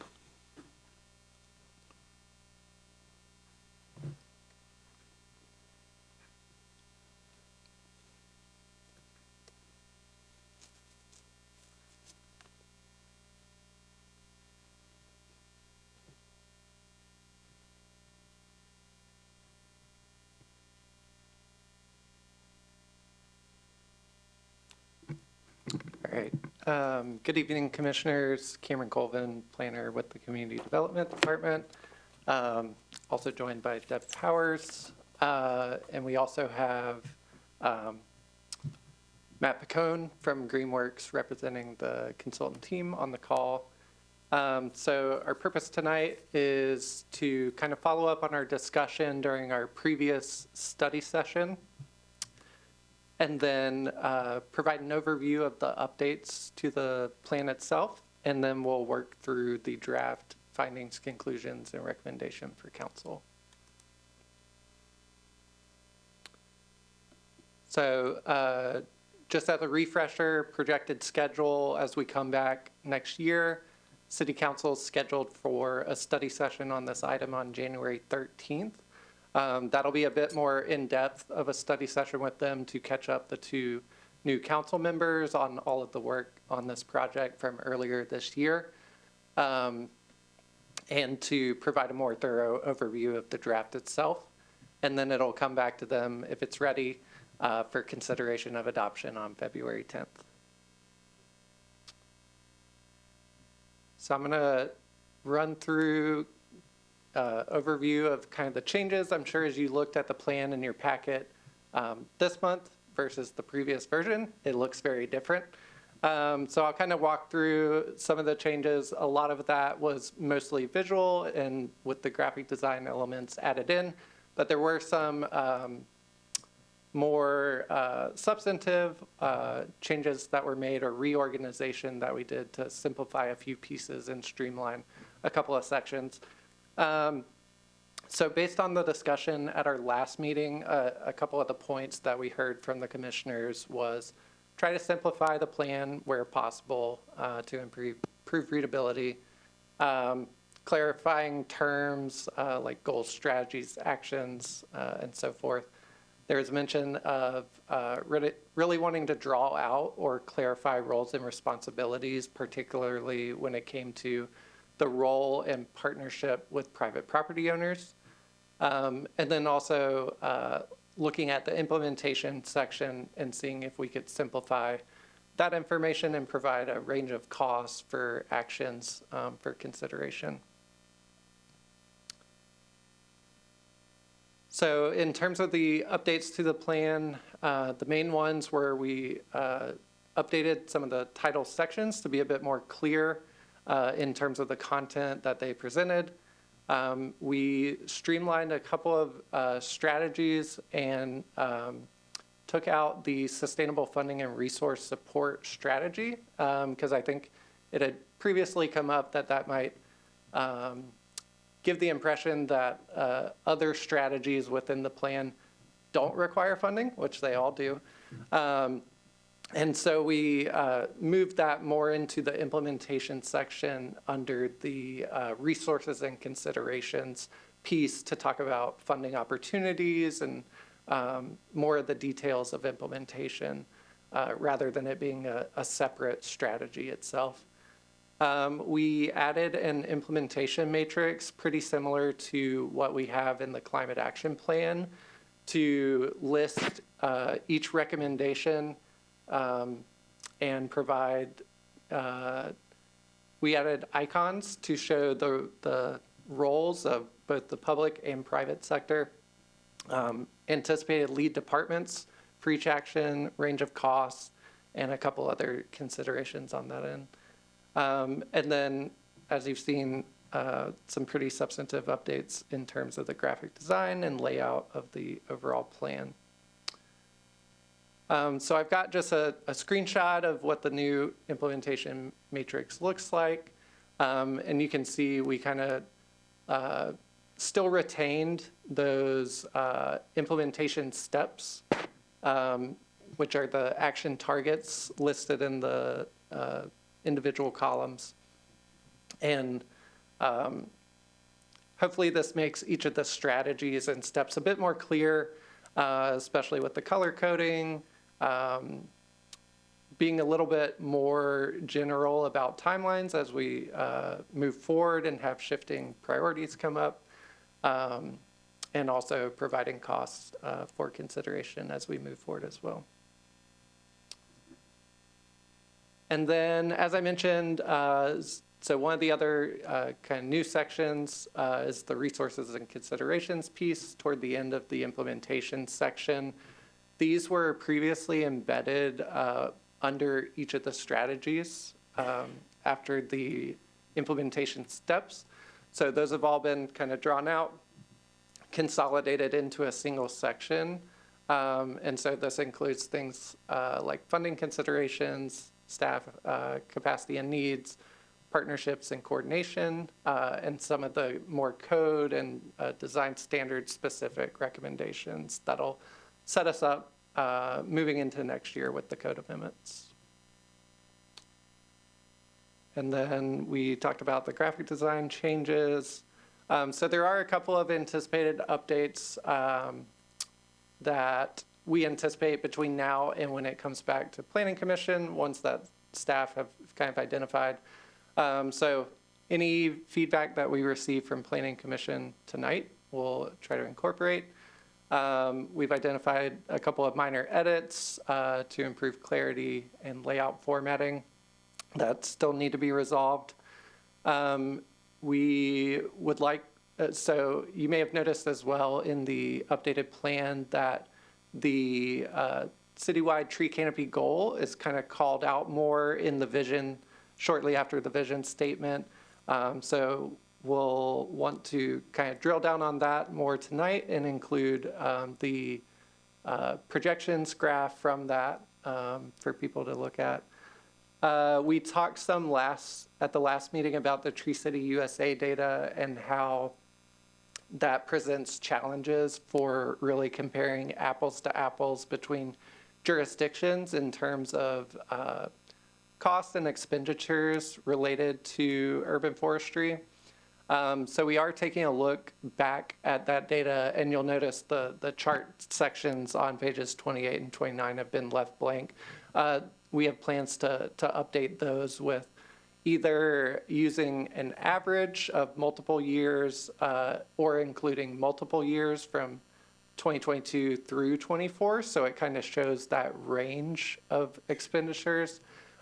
Or one of our other proposals is to focus more on the program audit that is discussed within that section, which focuses more on what existing services is the city of Bothell currently provided, and how does that stack up against other neighboring similarly sized jurisdictions.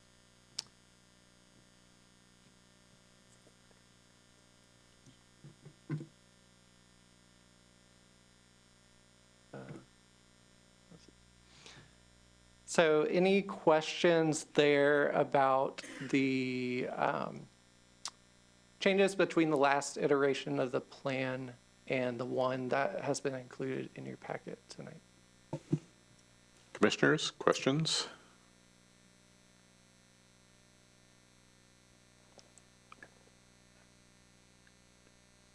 I've lost Commissioner Sills,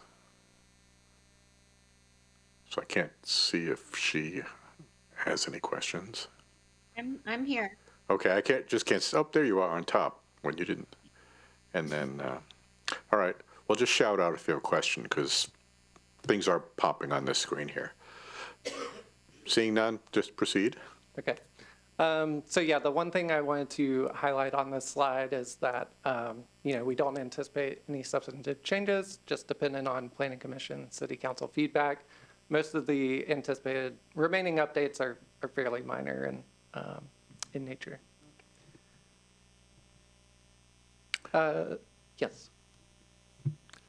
So we also discussed quite a bit at the last meeting the citywide tree canopy goal. And so one of the things that I wanted to run through tonight is staff went back and looked at some of the data that came out of the tree canopy assessment that might help Planning Commission make more of an informed decision on this policy goal. So as we discussed at the last meeting, staff is recommending a citywide tree canopy goal of 46%, which would mean a 2% canopy increase between now and 2045. The data that we went back and looked at that was included in your packet was the prioritization model that was done, the equity analysis that was done as part of the tree canopy assessment. And so some of the questions that came up at our last meeting were, how does the citywide canopy goal relate to our equity goals, existing tree canopy within census blocks, as well as potential planting area? So how feasible is this really?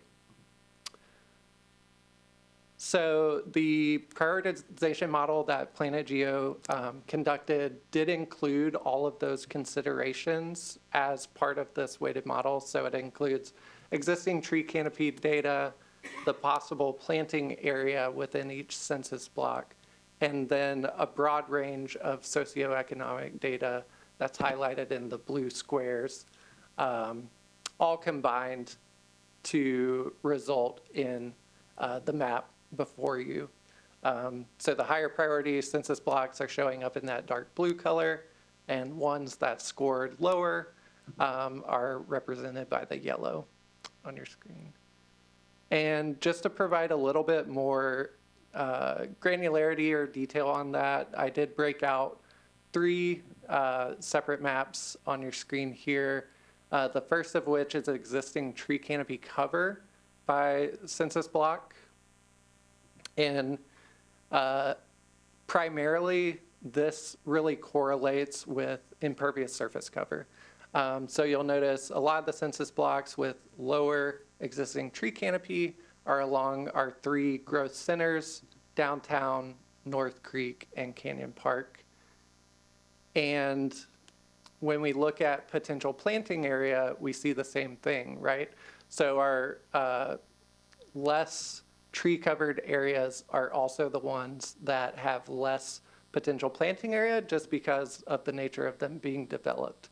So it does present some unique challenges there in terms of implementation and being creative about incentives for developers, incentivizing removing impervious surface and maybe converting that to plantable area, and a couple of other strategies that we can kind of talk through in more detail when we get into the weeds of some of the code updates and other implementation steps next year.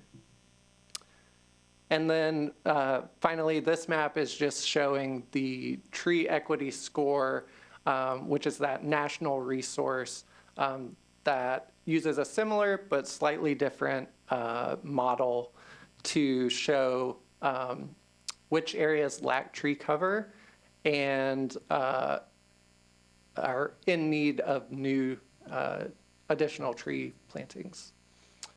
And so you'll notice across all three of these maps, really it is the census blocks along that development corridor that really tend to pop out. In terms of the citywide tree canopy goal, couple of things that we have confirmed is, we have 15% land area citywide that right now could accommodate new trees.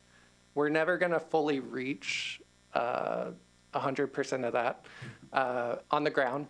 And so that's part of the reason that we are recommending a goal of a 2% increase. A couple of other factors that went into that are what we heard from public feedback. So large part of people that engaged in the project and survey respondents indicated that they would like to see an increase, not just holding steady in terms of tree cover within Bothell. The Planning Commission feedback from the last meeting was really how do we balance our housing targets with our environmental goals? So trying to strike a bit of balance there in terms of being somewhat ambitious with our goals. And then other considerations were the tree canopy assessment data that I shared and our projected population growth and housing targets. And one of the other things that we just wanted to reiterate is that this is really just a metric for us to evaluate progress, kind of like the other topics that we've touched on tonight, as well as what you saw with the climate action plan in terms of GHG projections and our goals there in terms of reduction. So it's just something as we move forward with tracking progress that we can adjust to say, okay, we are ahead of schedule and exceeding our expectations, or we need to adapt our approach and be more aggressive to make sure that we're able to mitigate tree losses throughout the city. And so is there any other discussion around tree canopy cover? It can certainly be more ambitious if that is Planning Commission's recommendation. And so I'll kind of turn it back to the commissioners for any thoughts on that. So commissioners, questions, comments?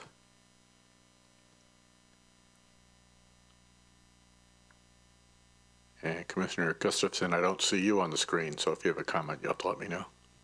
Oh, yes. Oh, there you are. Can you just hear bumped me? Commissioner Sills.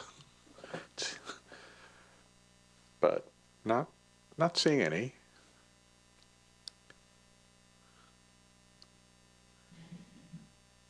All right, so.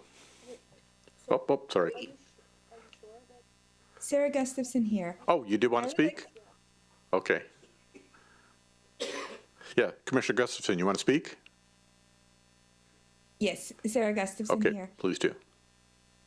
I'd like to, first of all, very exciting that we've got our tree canopy plan about to go live. And I wanted to bring up some of the discussion we had before about setting targets in specifically the tree equity areas, the areas in which the tree equity score is actually below the area average. I think it's 88. And I think the discussion ended up being that it might be too much to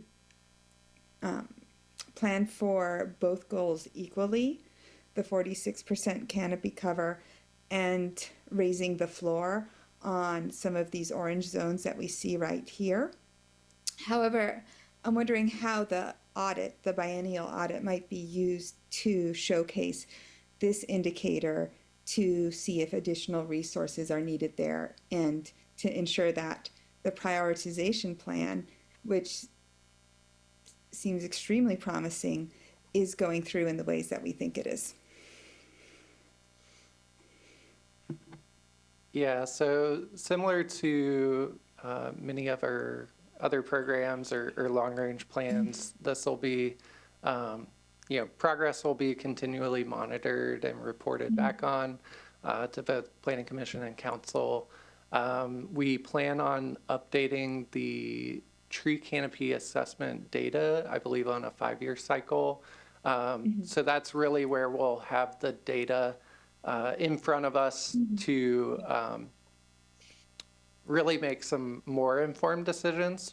But in terms of work on the ground, that's something that we can report out on an annual basis. Yeah, great. That makes sense. 5 years seems about the right cadence. Other Commissioner Jones. I just want to thank you so much for, one, the presentation of the overall report. Of course, the overall report itself, the plan itself, which is a huge accomplishment. And then the time you took today to explain how there was some alignment between some of these issues that we were talking about before. And you made a point of saying that, well, when you look at the areas that have low tree coverage, well, there are also the areas that have more impervious area, that are more impervious, and that's going to be a challenge. But I would say that it's probably an opportunity, right? Because without considering the infill of the impervious areas, we're setting a goal of 2% increase. Anything we can do with the impervious areas are going to help us exceed our goal, right? And address some of the equity issues that we're seeing. So I would just, one is I think this is a huge opportunity as long as we pay attention to it and it's spotlighted as we think about code changes and regulation changes and permitting changes. So I would just ask staff to keep that in mind, and I really appreciate the analysis that you've done to highlight those issues. So I would just ask for continued attention on that because we could do some really good stuff here. Commissioner Lever. Thank you, Commissioner Lever here. So I want to echo, thank you so much for the presentation. I particularly appreciated the feedback component, making sure that everything that was provided was incorporated in a way that is very clear. And again, this presentation is wonderful, and it will be great if it could be publicly available so that it can really support any future engagement and outreach efforts. So thank you very much. Other comments? Seeing none. So with that, we can start to work through the draft findings, conclusions, and recommendations that were included in your packet. If y'all don't mind, well, I might have to leave full screen, but if there are any suggestions or edits made, I'm going to make those within this PowerPoint, and then we'll translate those to the findings document that gets included in the council packet next month.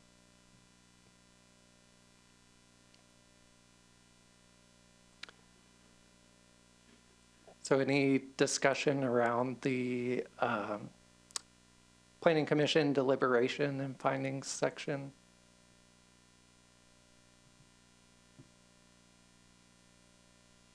I've got them broken up in pairs of 2 here on the slide, so if we need to jump to any of them, we can.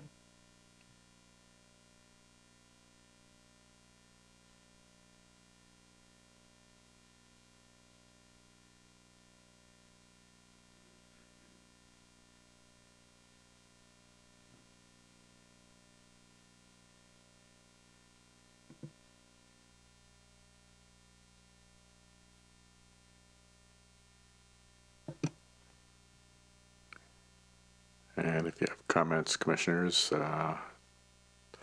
chime in, raise your hand online, on Zoom.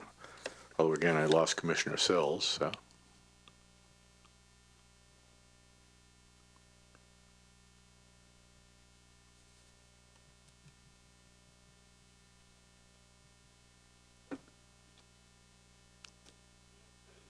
Cameron, am I allowed to comment on this or no?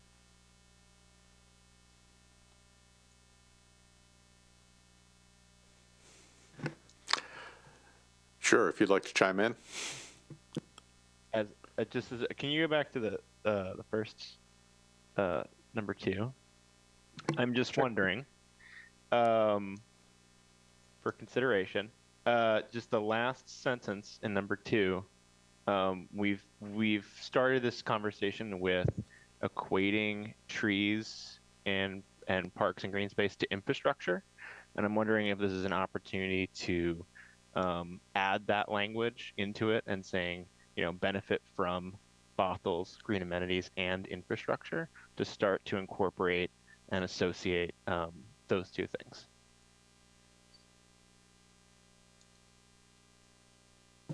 And if that rocks the boat too much, then Commissioner Jones? Yeah, ignore my comment. I think that is a great suggestion. I think the more that we can think about trees as infrastructure within the city, it's a good thing. And so I think that's what you're signaling there by putting those 2 words in there. So I'm supportive of it.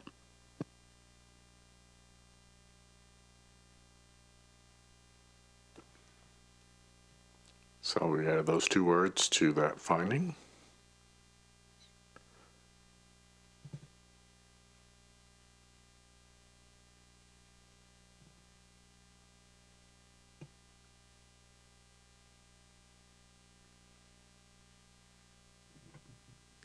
Okay, not seeing any.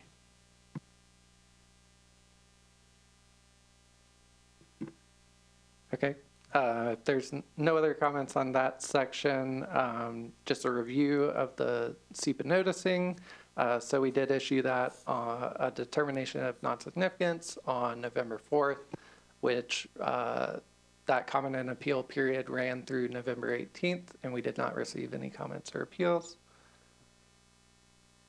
And then moving on to the conclusion section, there are 6 conclusions there. If y'all want to take a minute to review and let me know if there are any edits or suggestions for additions there.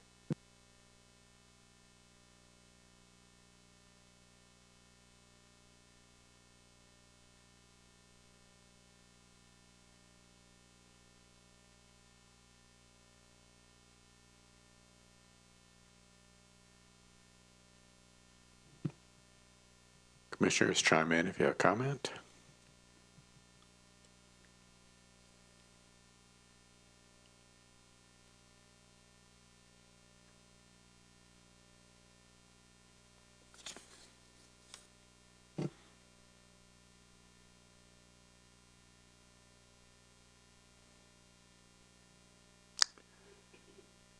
And Commissioner Sills and Gustafson, you're not on the sidebar here, so if you have something, please chime in. Otherwise, I'll assume you're okay. Okay. Oh, there you pop up.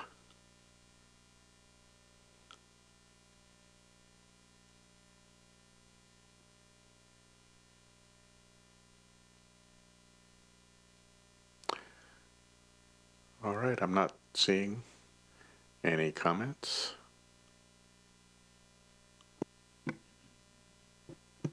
Okay. And the last piece of that is just the recommendation.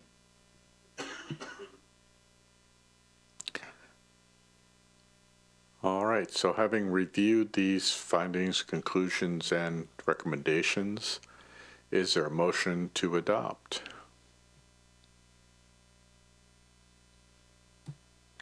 Commissioner Lever. Commissioner Level, I motion to adopt. Thank you. It's been moved that we adopt these findings, conclusions, and recommendations. Is there a second? Commissioner Jones, second.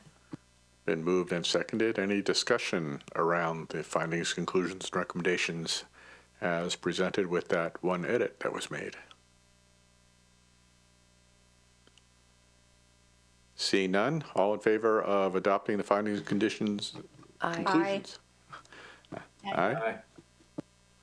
All right, they are adopted. Thank you very much for your work on this. I think it's a very important and exciting plan. It's been very interesting to see it developed and to read through it. So look forward to seeing it proceed. Thank you. Thank you very much. Great work. Appreciate it. Thank you. All right, that ends our study session. Any comments from reports from members?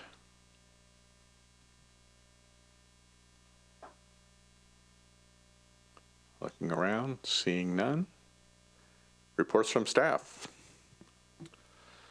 Just a quick recognition of the work that Cameron and Deb completed. It was a big lift. Really glad to see it work its way through Planning Commission. We definitely will be bringing back and referencing the strategies through the tree code work next year, so you may get tired of them, but we're going to be pointing at those and all the other policies to make sure that we're capturing all of this work that will help support the great code work to come. I did just want to give a quick update. Our next meeting will likely not take place. We likely won't have a meeting on January 7th. So our next meeting will most likely be on the 21st of January in the new year. As it's the end of the year, I just wanted to reflect a moment and thank you all for your commitment to this past 12 months. 11 if you count our August recess. You held 19 meetings out of 22 total. So a very busy year, 31 study sessions, 6 public hearings. You got items passed like the miscellaneous code amendments, eliminating parking minimums, neighborhood scale commercial, critical area ordinance, miscellaneous codes, climate action plan, now getting urban forestry management plan through, a number of items that are still ongoing with downtown and housing. So definitely appreciate the work that the 7 of you put in, and looking forward to 2026. So. Where's the confetti? Yeah, Commissioner Lever. Couldn't have done it without staff. I just- Thank you for Commissioner the Lever. 2025 wrap. Oh, hang on. Commissioner Westerbeck, we didn't hear you. Please proceed, and then I think other commissioners may have year-end statements, so dive in. I'm just blurting out. I was making a joke. I said, Deputy Director Guy Getz gave us 2025 Planning Commission wrapped. Thank you. And we couldn't have done it without staff. They do the lion's share of the work, and we appreciate you. Okay, Commissioner That's all I Lever. can say. Thank you. I just want to echo that. And I am so impressed by all the numbers that you have. I'm like, oh my goodness, everything that you just shared in terms of the number of projects that are coming forward. I was like, whoa, you have them right there. So thank you for that summary. If you can share that with me, that would be an awesome LinkedIn update that I'd like to put out there. Thank you. Any other commissioner year-end comments? Well, I'll just echo a lot of what's been said. It's been fun, interesting, exciting to see some of the topics you've brought to us. And it's been a privilege to be a part of it as it's moved forward. Consistently impressed by the level of work staff has done and topics you brought to us, so thank you for that. And to my fellow commissioners, for your thoughtful comments, the input you've provided. You're all doing good work for the city and helping us make a better place to live, so thank you all for that. And with that, I hope you all have a happy new year and a great holiday. So there being no further business, is there a motion to adjourn?